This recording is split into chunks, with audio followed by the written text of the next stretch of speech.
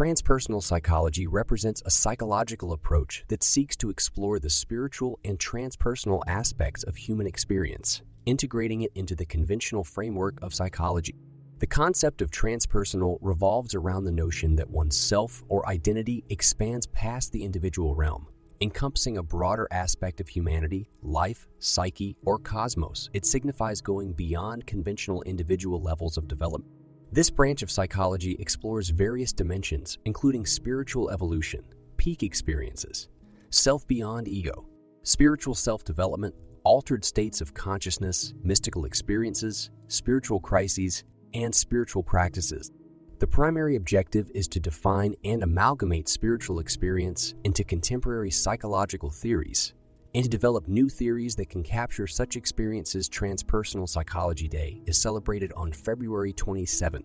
The genesis of transpersonal psychology as a separate entity from humanistic psychology was in 1968, led by Abraham Maslow, among others, branding it as the fourth force in psychology. The early usage of transpersonal traces back to figures like Stanislav Grof and Anthony Sudich, who along with Maslow were engaging in detailed discussions around the nomenclature and direction of this emerging field. According to Powers, the term transpersonal started appearing in academic journals from the 1970s. Humanistic and transpersonal psychology are both related to the human potential movement, a center exploring alternative treatments and philosophies, an offshoot of the counter-cultural wave of the 1960s.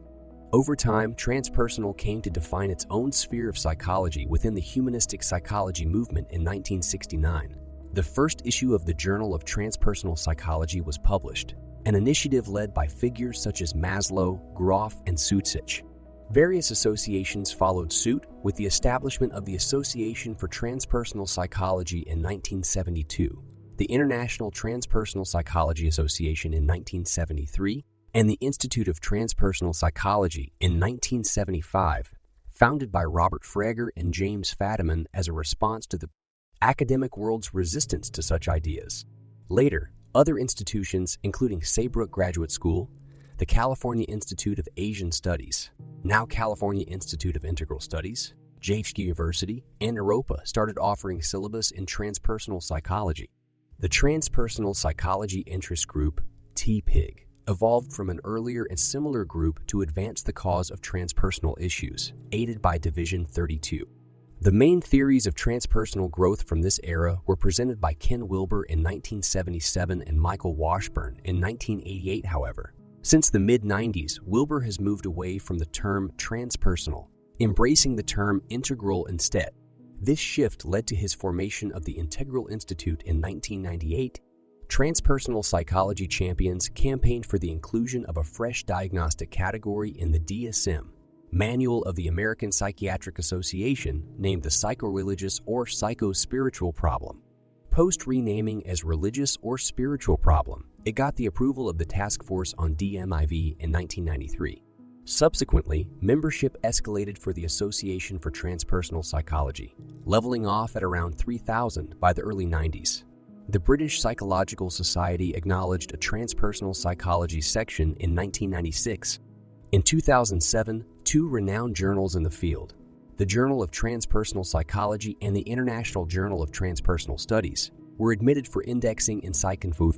However, in the same year, a study by Ruzek pointed out that transpersonal psychology did not yet enjoy recognition as a sanctioned area of study by the American Psychological Association or most academic institutions. As of 2012, the Institute of Transpersonal Psychology decided on a name change, becoming Sophia University, with an expanded graduate program featuring computer science and business.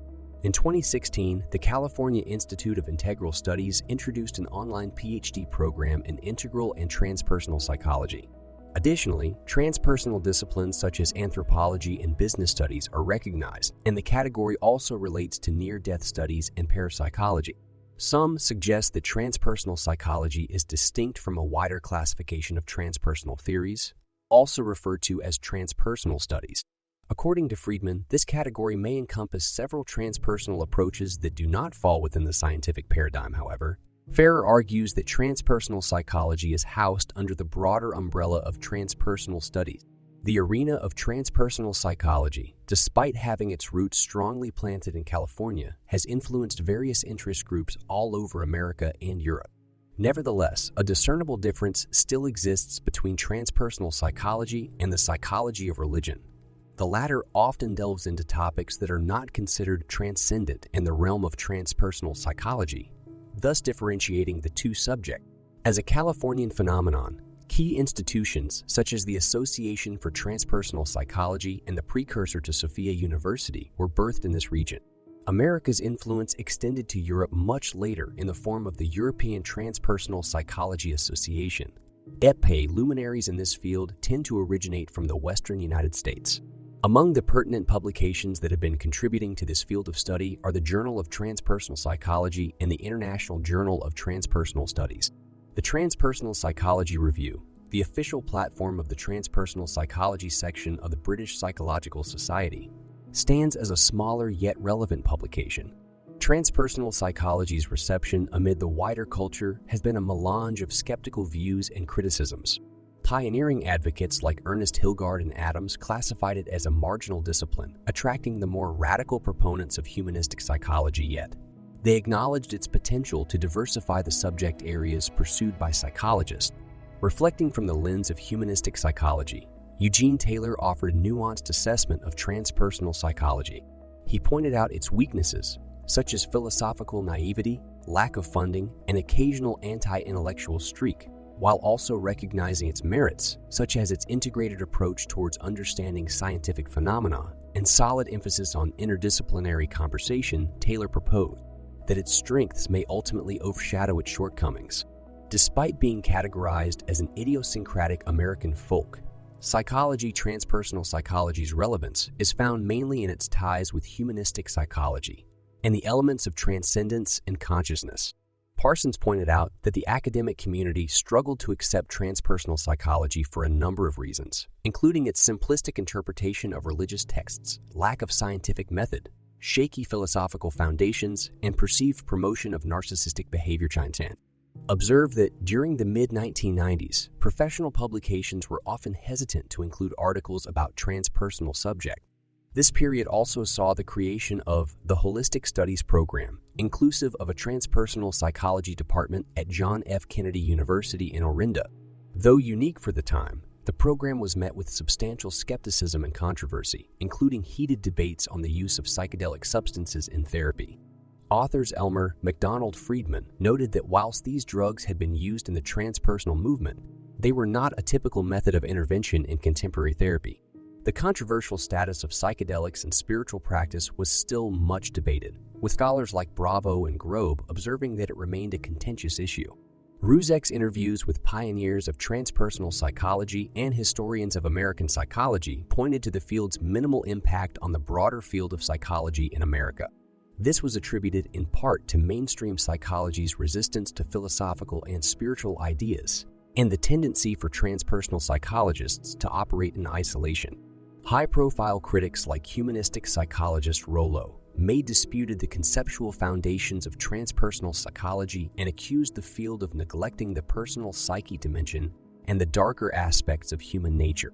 At a professional level, the American Psychological Association reflected concerns about transpersonal psychology, questioning its scientific legitimacy during the petition for divisional status. Regardless of these attempts, the division was never approved due to the lack of majority support in the APA Council. The field has been seen as controversial and drawn skepticism from various corners. Transpersonal psychology has faced notable backlash from physicists for its perceived misuse of physics concepts as a means of explaining consciousness. The cognitive psychologist and humanist Albert Ellis voiced similar critiques of transpersonal psychotherapy's outcome alongside Raymond Yeager. Ellis published Why Some Therapies Don't Work: The Dangers of Transpersonal Psychology in 1989. In this work, they mirrored the effects of rational emotive therapy against the results of transpersonal psychology, highlighting the potential perils of this latter approach. Additionally, Ellis brought into question the scientific credibility of transpersonal psychology, as well as its ties to religious and mystical ideologies and authoritarian belief systems.